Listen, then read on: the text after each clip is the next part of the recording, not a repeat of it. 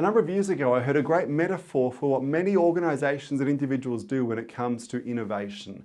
And the metaphor went like this. Many of us, when we innovate, do little more than pave the cattle track.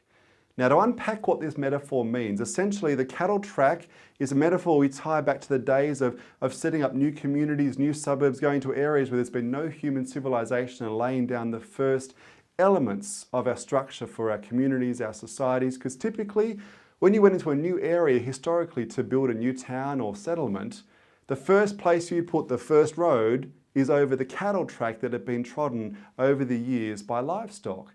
Now the problem with this is, even though there was a path already trodden there, so it was the path of least resistance, of course that's where you put the first track because the track was already there, by simply putting paving over the top of that track, you often caused issues later down the track because what worked well as a smart place for cattle to walk may not be the smartest place for a road to go. Because once the road's there, buildings will be built around it. And suddenly you find that you've laid the grid for a city or a community in a way that doesn't make sense and will often constrain growth in the years to come. And so the same thing happens for many organisations. When it comes to innovation, all we do is we take something that is outdated, maybe doesn't make sense, is tied to the past, and we overlay something new on top of it, only to cause issues for us down the track. The question I often ask to clients is this: if you want to innovate in a way that doesn't just pave the cattle track, you need to ask yourself the question, looking at what's already in existence, what are the legacy systems, the historical ways of doing things.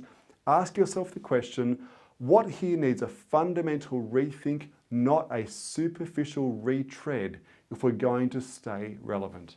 Because simply superficially retreading something old to make it more modern won't solve the underlying problems and things that will constrain you from staying relevant in the years to come.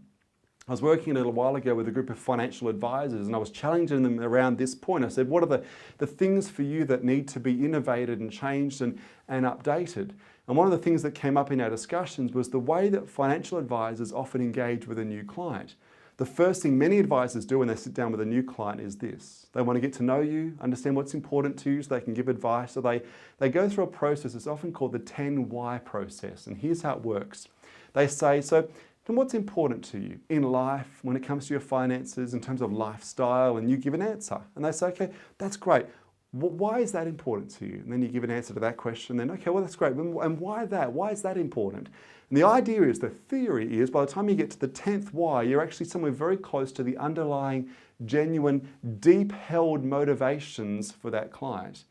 The problem is, this approach to getting to know a client can often feel very contrived, manipulative, even patronising. In fact, it's interesting, I've seen over the years, when my wife and I have sat down with a couple of different financial advisors and we've gone through this process, seeing how frustrated my wife will get as we get to about the third or the fourth why. Now, she's an actor, so I would watch her almost go into character and start making things up. And I was just curious to see where we'd end up as the discussion unfolded.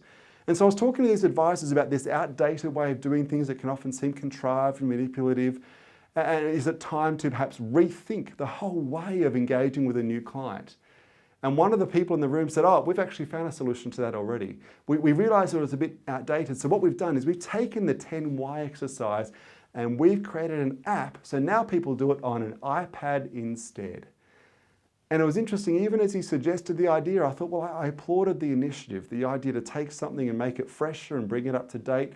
But in reality, all he had done is pave the cattle track. Take something that was outdated, that was ineffective, and simply bring it up to date and add some new technology overlaid on top. And so the question I want to ask you is this: what are those things that don't need a superficial retread, they need a fundamental rethink? And bear in mind, be clear on the fact that as you innovate, as you try to cut a new path and move away from what has been done in the past, many will find that confronting. People will say, well, it's worked for us in the past. What makes you think you need to do it a different way? Don't reinvent the wheel. I love the insight from an American writer and a blogger named Stuart Brand. He said this: if imitation is the sincerest form of flattery, innovation, he said, is the sincerest form of criticism. When you try and move into a new area, do something differently, move away from the established path, the cattle track that's been walked and trodden for years, bear in mind that many will find it confronting. You'll often get attacked, you'll often be questioned, but know that you're on the right track, and it is vital that we don't just find more and more efficient ways to do ineffective things. Paving the cattle track may well work in the short term, but in the long term, it'll cause many more problems than it solves.